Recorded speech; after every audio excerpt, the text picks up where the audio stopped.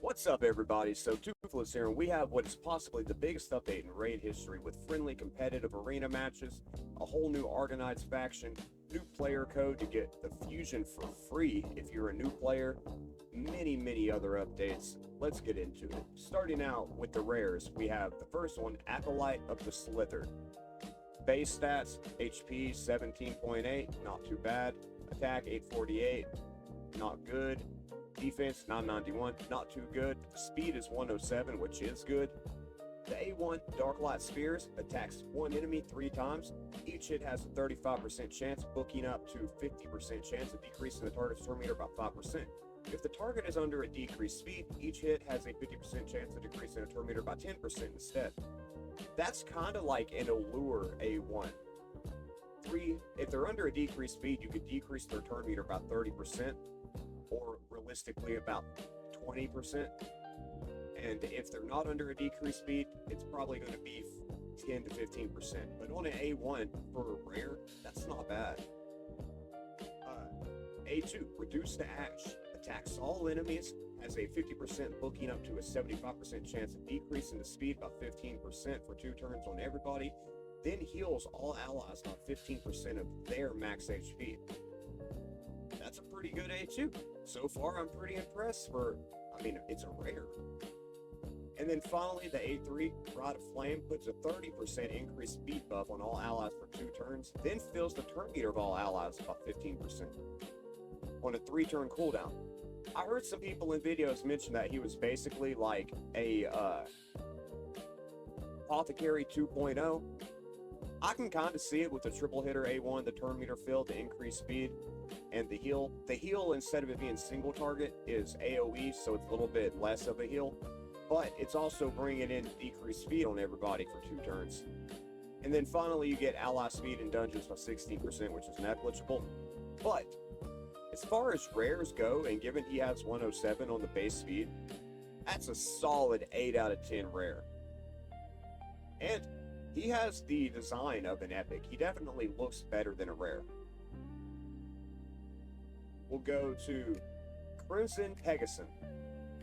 When they did the What's Next video, I called this was going to be a force rare, so that's pretty cool. Let's see what he does. Staggering Strike, A1, attacks one enemy, 15%, boosts up to 30% chance to stun for 1 turn. Not really great, not bad, just kind of a meh A1. Hopefully it hits pretty good. A2, Stance Still, puts a taunt buff on this champion for 1 turn, then puts a shield buff on all allies for 2 turns equal to this champion's max HP, and his max HP is 19.3, which is decent for a rare. Actually, it's better than decent. And then finally on the passive, whenever this champion gets attacked, there is a 5% chance, booking up to 25% chance to decrease all incoming damage to 0 on a 1-turn cooldown, so it could be every other turn. It's okay. That passive could come in handy to be annoying, but you definitely can't rely on it. It's going to be one of those, if it happens, cool. If not, whatever. But his design, yeah, he kind of looks like a rare, but he does look pretty cool at the same time. I really dig the Argonites, like, Greek style. And I guess out of 10, I'd probably rank this champion about a 6 out of 10. Really slow speed, decent HP, okay defense considering he's a rare, and he is bringing a taunt, which you don't see on many champions, or on many rares, but many champions at all. And it could be a decent shield as long as the other champions are built up well, considering it's it's equal to this champion's max HP. So if you could build him up with, like, say 80k HP, you're going to get like a 10k shield, so it's not really that great. But it is a rare, so what do you expect? I'm going to lean into about middle of the pack, about a 6 out of 10, or like a C plus rating for a rare. Maybe just a C. Then we have Blade Rider with HP of 14.8. Wow, that's low. But the attack is 1300, which is pretty good. But then you got defense of 727. Wow, that's low. With the speed of 98, which is slightly below average, so he better hit. A1, Dual Slash, attacks one enemy twice. Each crit ignores 5% of the target's defense, so yeah, he could probably do decent damage for a rare, just based off of the first impression on the A1. A2, Sword Plunge, attacks one enemy, has a 50% chance of placing a stun debuff for one turn, will repeat the attack against all other enemies if this champion is under an increased attack buff. So it's attacking one enemy once, and it books up to a 75% chance to stun, so most of the time it's going to stun. And then it repeats the attack against all other enemies if this champion is under increased attack. The way it reads, if he's under an increased attack, it could be an AoE stun on a 3-turn cooldown at a 75% land rate. That's possibly the best AoE stun or stun in general that a rare has access to. So I'm all for that. And his crit damage is 57%, which is 7% higher than the standard, so he probably will hit decently hard, and he can bring a stun. So not only can he be a crowd control, but also a nukers. I hate to compare him to Odin because they're leagues apart, but you could almost look at him as like a super mini Odin. And then finally, he has an AoE with Enmeshing Barrage. Attacks all enemies before attacking, puts a weak version of increased attack, and a weak version of increased crit damage on all allies for 2 turns. Each critical hit fills the champion's turn meter by 5% on a 3-turn cooldown. That has potential, and if you get him a 6-star blessing and you feel like putting the blessing on that turns the weak buffs into the big boy versions of the buffs, that could be a pretty good buffer for your party. Increased attack and increased crit damage, that can definitely add a good 50 on the attack and then 30 on the... Yeah, that could add a good 80% to your damage across the party. So I would give Blade Rider here a 6.5 to a 7, assuming his multipliers are halfway decent. So he's probably a C+. So as far as the rares go, we got Slither, definitely an A rare. Like, he's going to be a solid A as far as the rares go. Pegasus, probably a C or a C- now that it's sunk in a little bit. I don't really think he's going to be of very much use case. And then Blade Rider, probably a C+ to a B. It's going to depend on his multipliers. And if he hits like a wet noodle, he's going to be like a C-. Now moving on to the 2 epics. We have a Void epic, Deep Hook Nagus. She looks pretty cool. I like the scales on her. It's almost like mermaidish, especially on the shield. You've got the slithering snakes. You got the chainmail. Pretty cool design. And I like how the sword, it like wraps up a little bit like a wave crashing onto the shore. She's got the fish fin on her, what would you even call that? Her boot leggings. She's in the high heels. She got the thick thighs. She's got the curvature. What more could you ask for? On the A1, catching prey, attacks one enemy, has a 40% chance, booking up to a 20% chance of placing a provoke for 1 turn. Sorry, booking up to 60%, it adds 20%. So basically a 3 out of 5 chance of placing a provoke on the A1. The A2, Tidal Cleanse, removes all debuffs from this champion and a single target ally, puts a 50% ally protection, a 25% strength, and a 50% increased attack on that target ally for 2 turns. It would be nice to have this for team-wide, but she is an epic. But then again, she is a Void epic, so you would almost expect that to be team-wide, but those are some very valuable buffs. Then it fills the turn meter of this champion and the target ally by 15%. I do wish that them buffs, if it wasn't going to be team-wide, would at least go for her and the target, but either way, we'll take it. And then finally, we have Sea Snake Surge. It books down to a 4 turn, has an 80% chance booking up to 100 of putting a weaken out for 2 turns, also has a 40% chance, books up to 60 of placing a stun debuff for 1 turn. It's kind of weird that the rare had a 75% chance of placing a stun and she only gets 60, but she is bringing in the big version of weaken on top of it. And it's a 4 turn cooldown though. Now her A2, the one that cleanses and then puts them buffs out, it's on a 3 turn. But so far it's like, I see the potential, and maybe in practice she'll come out more valuable than she seems, but I'm not that crazy about her yet. Then finally on the passive, whenever an enemy attacks this champion, heals all allies by 10% of their max HP and fills their turn meter by 10%. Okay. If you could figure out a way to get a taunt placed on her or some means, well, the provoke from the A1 could definitely help out with that. So you may put her in a little bit of retaliation gear just so that she can provoke more people and get her to attack her. And as long as you make her tanky, and between the 17k and 1.2k on the defense, you could get her respectably tanky. You're going to be getting a 10% heal and a 10% turn meter fill every time she gets attacked, which could be 40% respectively, maybe even 50 in certain areas of the game, pretty much every turn rotation, which could definitely turn her into a monster of a healer and turn meter increase. Whenever an enemy attacks this champion, also puts a 30% increased speed buff on all allies for 1 turn, and it's on a 1 turn cooldown when booked. Okay, so the heal and the turn meter, it appears that it can only happen once per turn, so it's not like you can just go back to back to back. So kind of disregard how excited I was about that heal. But with the 30% increased speed buff on everybody for 1 turn on a 1 turn cooldown, she could have full upkeep on increased speed. And she is doing a decent heal. Think of how Scylla the Drakes does a 10% heal every time she takes a turn. You would get a similar amount of heals out of her when she's booked. So I wasn't super sold on her until I saw that passive. And then you have a allied defense in all battles by 25%.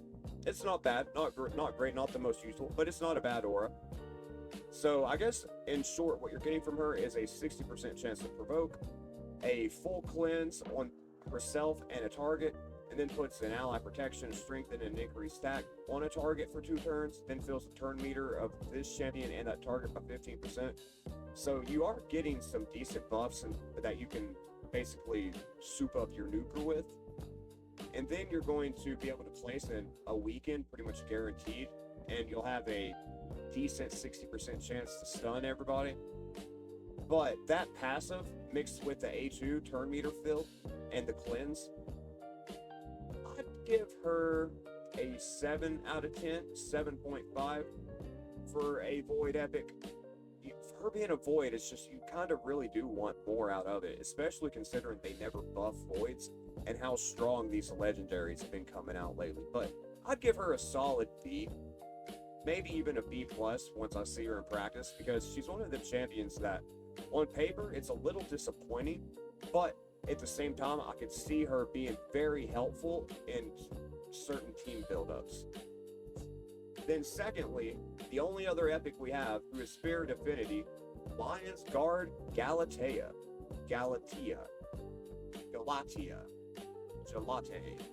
Maybe that's it. Lion's Guard Gelate. Let's call her that. I like the lions on her shirt. That's pretty cool. She's kind of revealing on her outfit. Her leggings are adorable. I like the golden heels with the laced straps running up the front foreleg. That's pretty neat. I like the golden sword with the leaves. You got the almost like Solaris Praise the Sun shield, which, you know, not saying it's a Dark Souls reference, but that's what it makes me think of. You've got this little dagger here. Cool. And you've got a kind of like a chessboard style color theme with her. Her HP is 16.5k. You've got 1.3k on the attack, 881 defense, 97 speed. Something I've noticed with this faction, with the exception of that rare that's basically Apothecary 2.0, they're pretty slow. Her A1, Pride Strike, attacks one enemy, places an extra hit if the target's under a decreased defense, decrease the target's turn meter by 10%.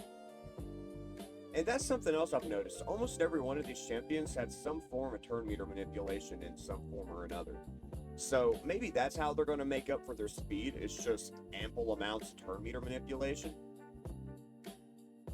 Hopefully she has a decreased defense in her kit. Oh, Apex Slice. Attacks one enemy, puts a block revive if the target is killed. There's not very many epics that can do block revive. Fills the champion's turn meter by 30%, and that is not predicated on if the target is killed or not. She just attacks on the enemy, gets 30% of her turn meter back. So her A1's decreasing the target's turn meter by 10%. Her A2 is filling hers by 30%. That should help make up for the slow speed. And the block revive, other than Phoenix, I'm not sure of what other epics even have block revive in their kit. And given it's on Phoenix's A1, still, it's a very rare debuff to get in an epic champion. Then finally, Spirit of the Three Asami. Totally butchered that. Attacks all enemies, ignores 15% of the target's defense if they're a spirit affinity, will ignore a quarter of their defense if they're any other affinity, activates Apex Slice on a random enemy whose HP was decreased by more than 50% from this skill, occurs once per skill. So she's getting block revive on the A1, or sorry, the A2 and the A3 if she's able to take half their HP away. I hope this attack hits hard because her whole usefulness is going to kind of be predicated on whether or not her multipliers are good. She has a decent enough base attack to be an epic. So I could see if you could get her attack up to 5 or 6k and get her around 250 on the crit damage. You probably could take away over half of a target's HP with this, even if it has relatively low multipliers. So I'm going to go out on a limb and go ahead and say that that will happen most of the time. But it is on a 4-turn cooldown, and the A2 is on a 3-turn cooldown. So 3 out of 5 turns, or what would that be? Half of the time, 2 out of 4 turns, you're going to be able to place a block revive if the target is killed. You'll have to be kind of careful and manual her if you're wanting to take advantage of that. But it's definitely something that you can do. But I still don't get why the A1 has that decreased defense debuff, or predication, sorry. Passive. Okay, here we go. Lion's Guard's Lesson. Before attacking, has a 25% chance, booking up to a 50% chance of removing any decreased attack debuffs on this champion and replacing them with their mirrored buff equivalent. So just basically, if it's a 25% decrease attack, she gets a 25% increase attack, and 50% decrease attack, she'll get a 50% increase attack. Also has a 25% chance of removing any increased defense buffs on enemies and replacing them with their mirrored debuff equivalent, so vice versa, just with increased defense instead of decreased attack. So that's where she's going to get her decreased attack from, but I think it's going to be better to pair her with somebody that brings decreased defense, because you really can't rely on too many places in the game, at least not in the arena, where people... It's very niche and takes a lot of setup to be able to pull her off. But if you pair her with a decreased defense champion, her A1 is likely to do quite a bit of damage, because there's no debuffs, there's no nothing other than decreasing the target's turn meter by 10% that goes with it, and it is single target. So I would expect the multipliers to be pretty high on her. But considering how much work and planning has to go into her for an epic, I'm going to give her, yet again, a C, a 6.5 out of 10. I don't think she's going to be super useful, but I think she could be fun. Everybody already has, well, not everybody has her, but everybody knows about Cassandra. She's got the crazy A1. She brings the increased attack, shatter, and increased speed on herself, and basically can't die as long as she has those debuffs. And she can put out a decreased defense and a burn on target for 3 turns. So technically, you could pair her with her if you're using her in faction points, but I'm not going to go too crazy into her kit. I think she's a solid champion. I think she's really good in Chimera and a few other places like Fire Knight in the game. But her standout place other than Chimera is kind of just non-existent. So we're going to put her in a 7 out of 10 or a C+. No, I think we're going to put her in a B- overall, but an A+ for Chimera. Then we have Palace. Glorious Palace. She kind of looks like she would have been named Valkyrie if we didn't already have Valkyrie in the game. I predicted that she would be a Magic Affinity epic. No, I don't remember. I'd have to go back to the video. I don't remember if I called her an epic or a legendary. But I do remember predicting she'd be Magic Affinity and would bring a shield to your party. Let's see if I was anywhere near the ballpark there. Looking at her aesthetic, I really like the particle effects coming off of her trident and how she has a maiden on the post of it. That's pretty neat.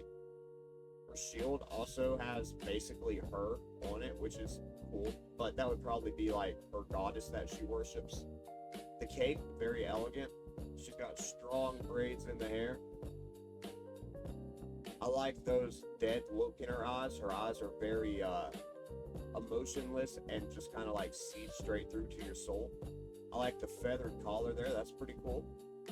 Yeah, pretty good design. Aesthetically, she's a good solid 8 out of 10. That's a very clean looking aesthetic. But she don't quite look like a legendary. She looks better than most epics, but I don't think she looks quite like a legendary. I do like that you can see her breathing in and out, though. You see her stomach expanding and retracting. That's pretty neat. Alright, for A1, Spirit of Serenity attacks one enemy with one random ally from the Argonites faction. The ally joining the attack will use their default skill, then heals all allies by 10% of the champion's max HP. Okay, well there's how you get some more use case out of Cassandra. She's... I don't want to compare her to Mikage before I read the rest of her kit, but that's a great A1 for faction wars with her. And really anywhere in the game, if you're going to bring the fusion that we're working on now, or Cassandra, or if there's any other good champions from this faction, this is a champion that, based on the A1 alone, is going to already have an 8 out of 10 rating, or like an A rating because of her utility. And depending on what other champions get added into this faction, could even go up higher. And that's just predicated off the A1. And as long as you build her with a lot of HP, and she's already got almost 22,000 HP to begin with, she's healing them 10% of the champion's max HP. If you give her, say, 110k HP, that's 11,000 HP that everyone's going to be getting a piece every single time she takes a turn, or at least takes her A1.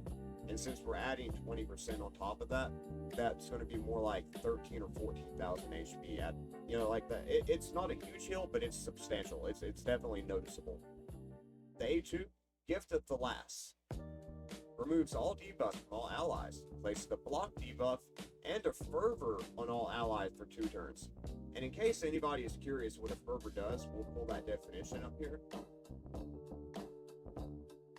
Increased damage inflicted by 10%, reduces damage received by 10%.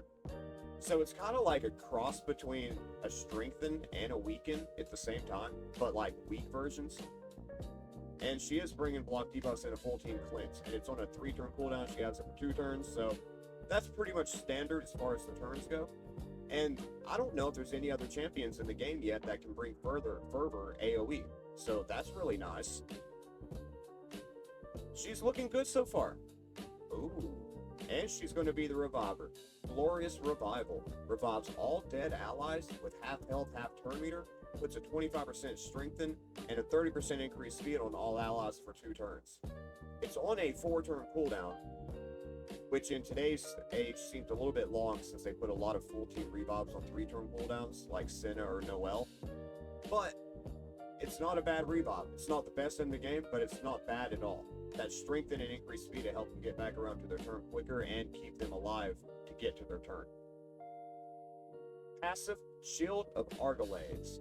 Whenever an ally receives a debuff, places a shield buff on that ally equal to 20% of their max HP for 1 turn, fills the turn meter of all allies by 15% at the end of this champion's turn. There's that turn manipulation that every other champion in this faction has. And like I said, I don't remember if I called her an epic or a legendary, but I did call that she'd be magic affinity and bring in a shield. And you get 50 resistance in all battles for her. I'm going to give her an 8.5. We're going to put her at a straight A, but depending on what else gets put into faction, that could grow into a low S, like S- champion. At least into a A+. Then we have Keberon, freaking Cerberus Lord over here.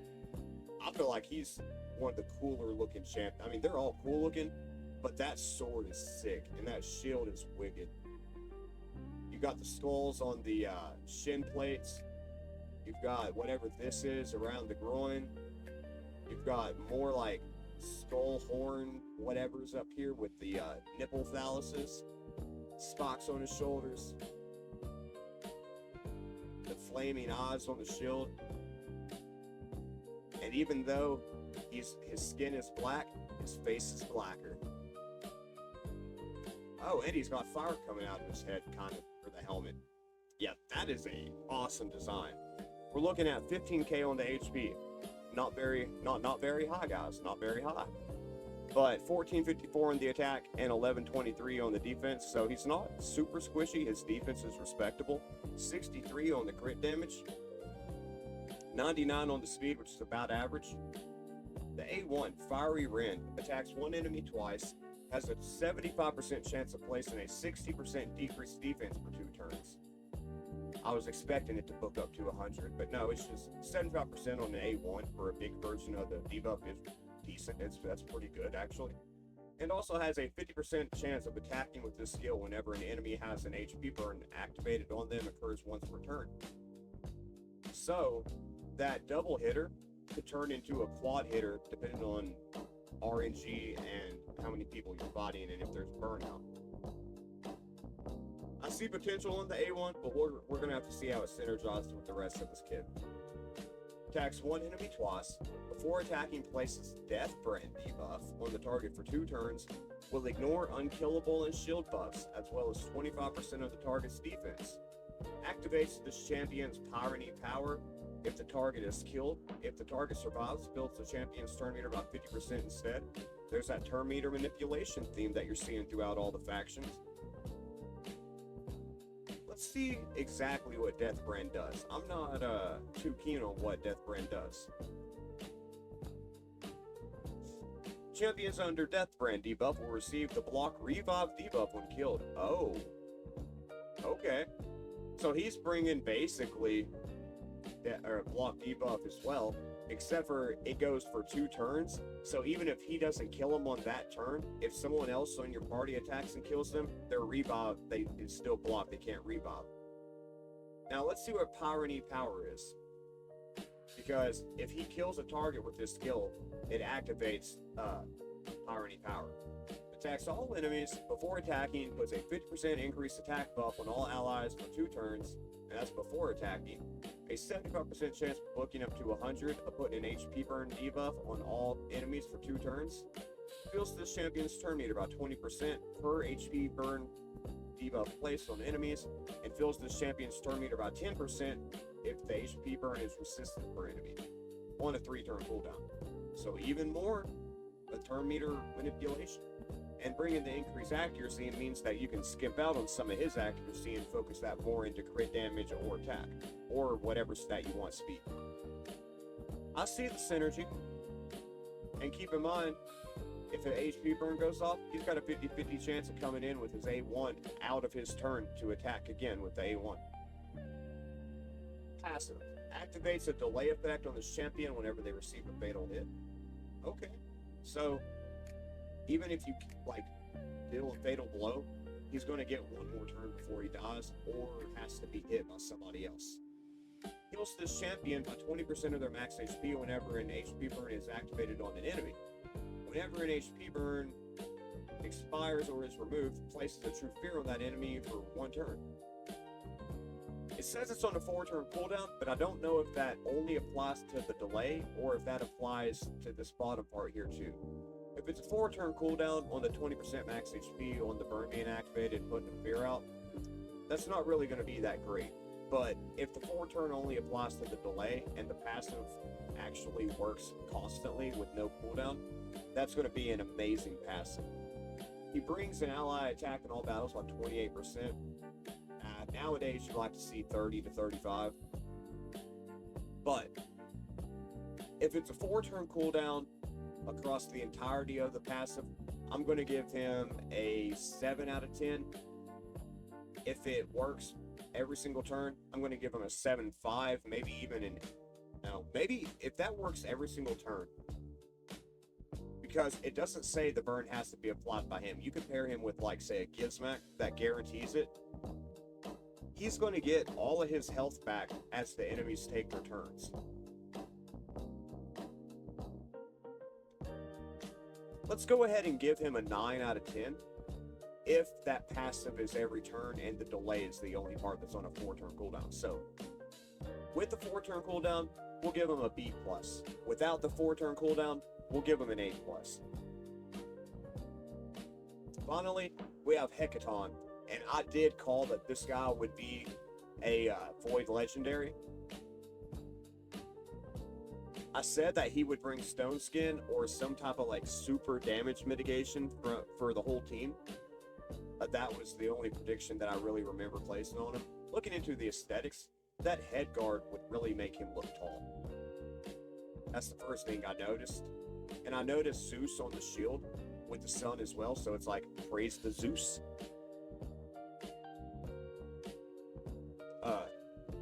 Let's get into his kit.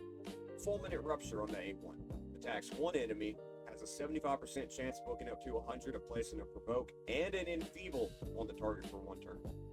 Also has a 50% chance when booked that these buffs cannot be resisted. So 50-50 that no matter what the resistance is, they're going to be placed. If each enemy has a number of buffs that is equal to or less than this champion, it attacks all enemies instead. This attack will always be critical. Has a 100% chance when booked of placing a Provoke and an Enfeeble debuff for 1 turn. Also has a 50% chance that these buffs cannot be resisted.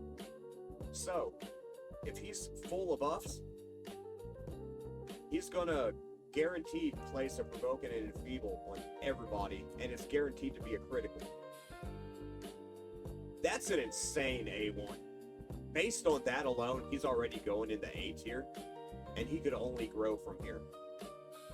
A2, Eye of the Storm. Attacks one enemy. Before attacking, places 60% increased defense for 2 turns and 1 Storm Call stack on all allies. If anybody doesn't know, before this, the only way you could get Storm Call was from a relic, a mythical relic. And what it does is it stacks up, and once it hits 5 stacks, it puts out a stun. I forget the damage rating on the first stack while you're waiting on it to stack up to 5. Let's look at that real quick. Each Storm Call stack increases the damage dealt by a champion by 5%, so up to 5, that would be 25% damage increase. The number of stacks increased by 1 each time a champion with Storm Call lands a critical hit.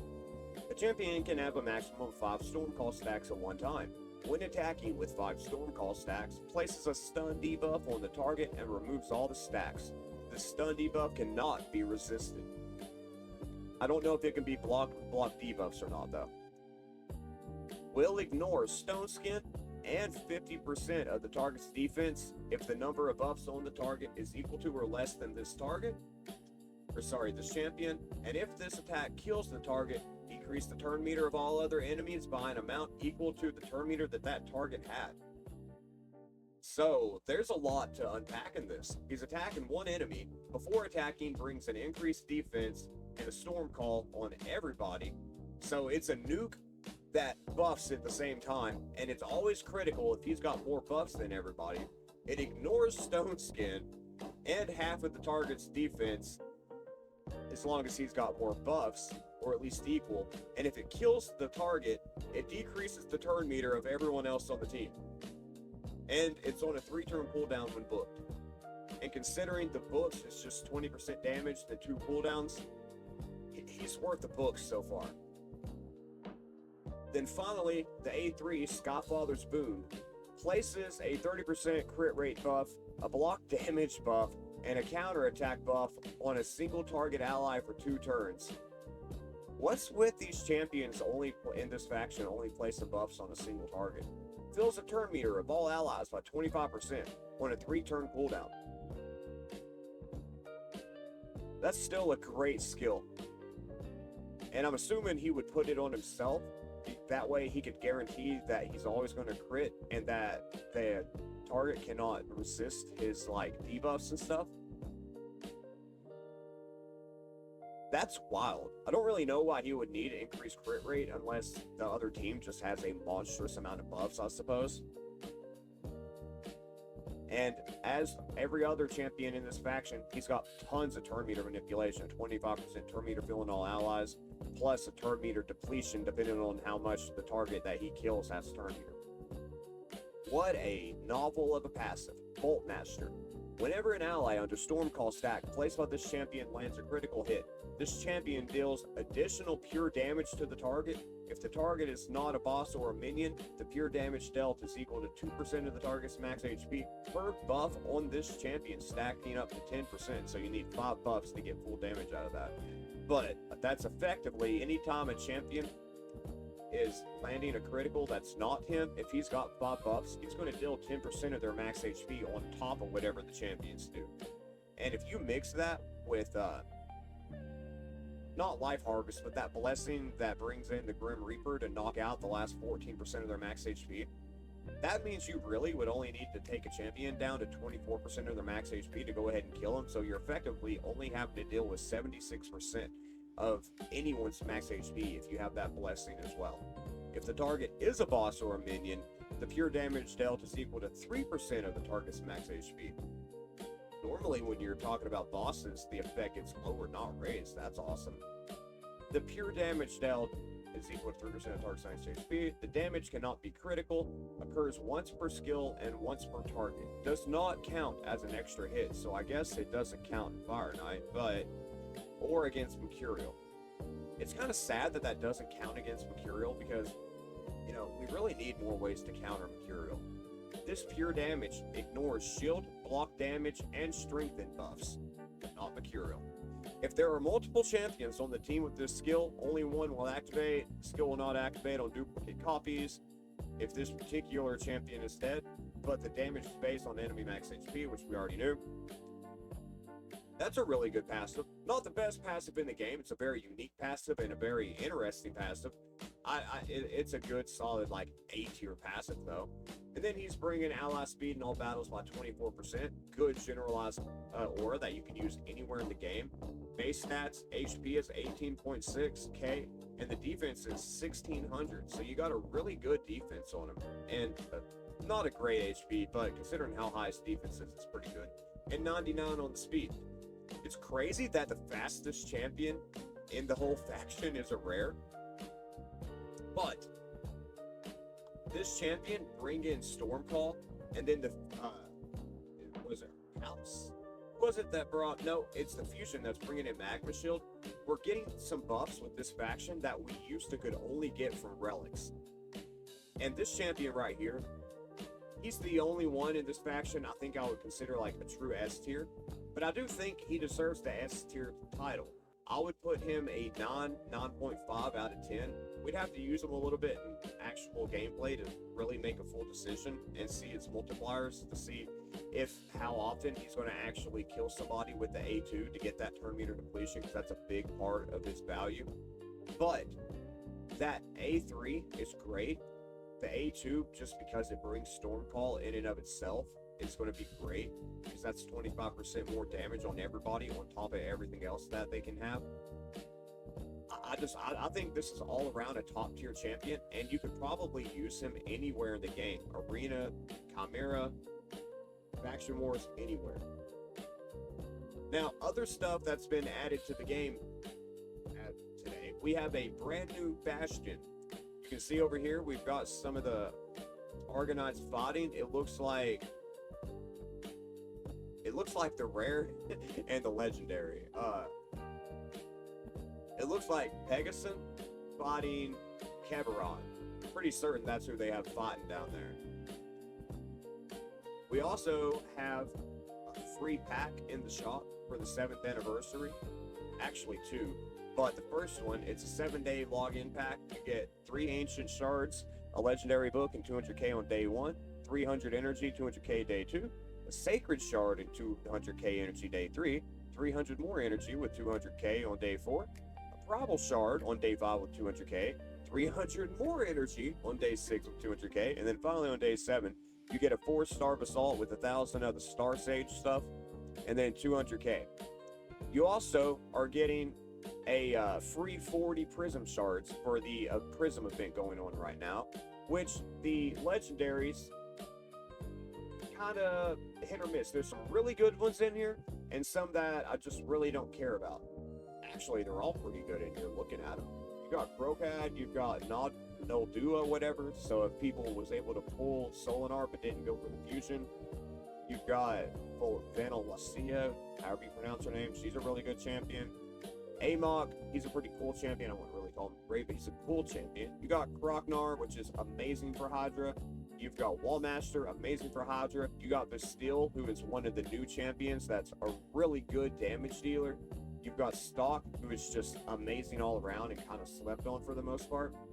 You've got the Cheshire Cat, which if you didn't start a new account or get him through the event, he's kind of hard to get nowadays. Newt, who is falling out a little bit in relevance, but he's still amazing. He's still an S tier champion. I don't know. He's kind of went from like S plus plus to like S minus, and as the game's progressing, I can see him dropping down into just A tier. But I don't ever think he'll be below that. You've got Armons, who has kind of been overtaken by Fabian, but still a super huge threat. You got Sanguine Maria, who is an amazing damage dealer if you want to sit there and actually be a human calculator. You got Keborn the Underflame, who I actually, he's the new faction dude, the one who puts all the burns and stuff out. You got Wixwell, you got the Rat Bastard, and you've got Stultus. Stultus, he's kind of been pushed out of the meta, but there for a while he was in the meta. But overall, the Rat King is still really rough in the arena. Arima's still really rough in the arena.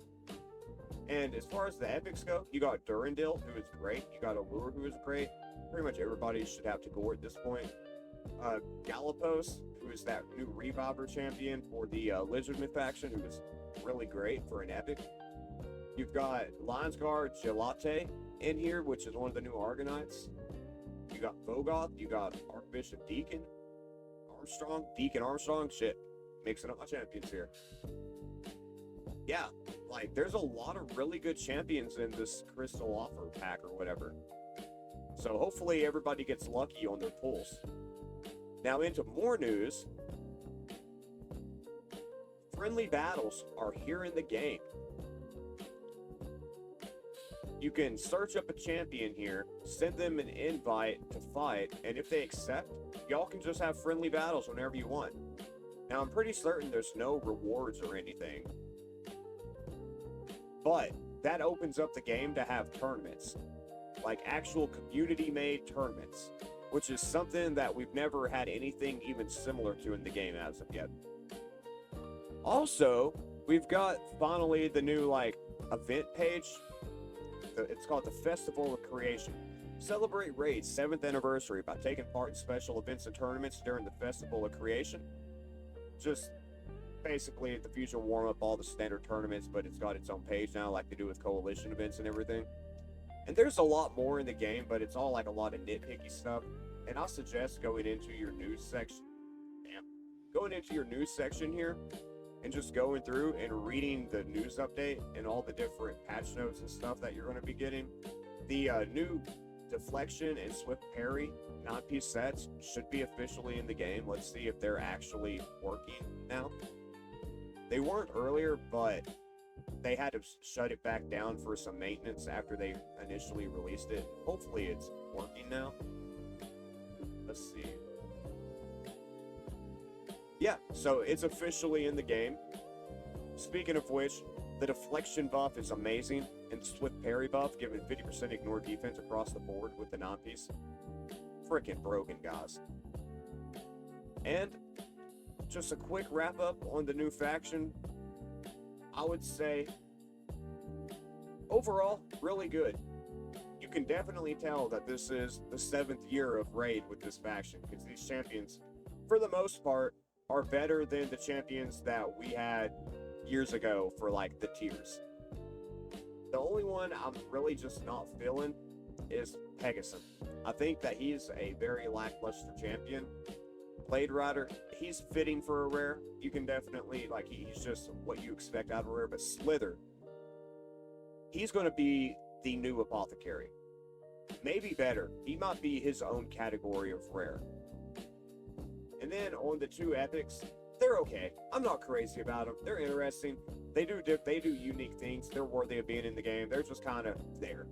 But with the legendaries, Keberon bringing Deathbrand, Palace with the revives, the ally attack on the A1, the 14 cleanse with a fervor. Like, all of these champions are bringing stuff that you couldn't have prior without having relics. Like, for example, Sandra with Shatter, Palace with Fervor, Deathbrand with Keberon, and Stormcall with Hecaton, and then the new fusion has Magma Shield. Every champion in this faction is bringing something that makes them worth being in the game. And with that alone, I think that it was an amazing update, and Good luck with the shard pulls and good luck in friendly battles, and I hope you have a great night.